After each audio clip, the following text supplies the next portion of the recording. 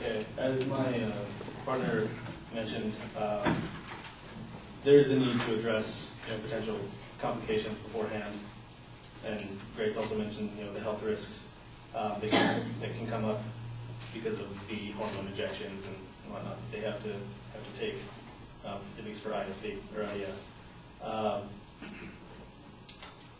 That's the problems with those. That's exactly why we're mentioning all the cases where they do extensive screening, because through that screening you're going to be able to determine if a woman is healthy enough to be able for the potential risks that could come up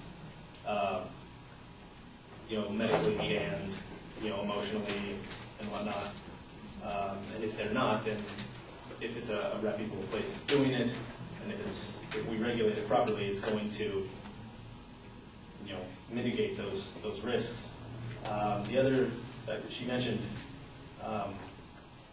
is that by paying, you're basically buying a baby. That's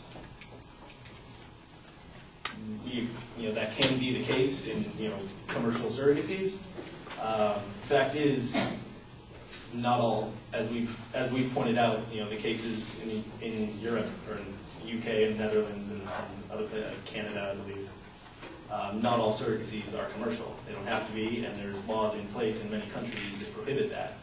So, as long as you're only paying for the medical costs that can arise or any other fees related to contracts that have to be instituted, you're not really buying big. You're covering the costs that you would, all the medical costs at least.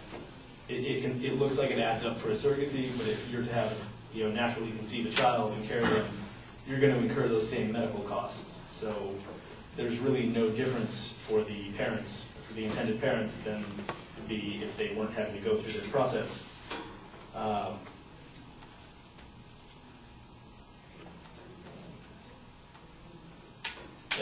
And back to the part about the screening and the risks that come up.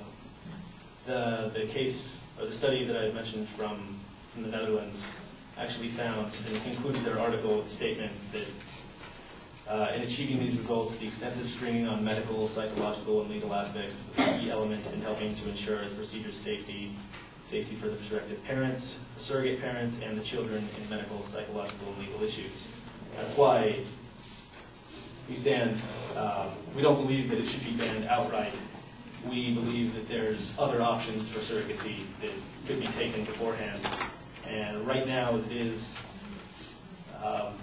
things are constantly changing. Laws are changing in different countries. Opinions on the practice are changing as medical procedures advance.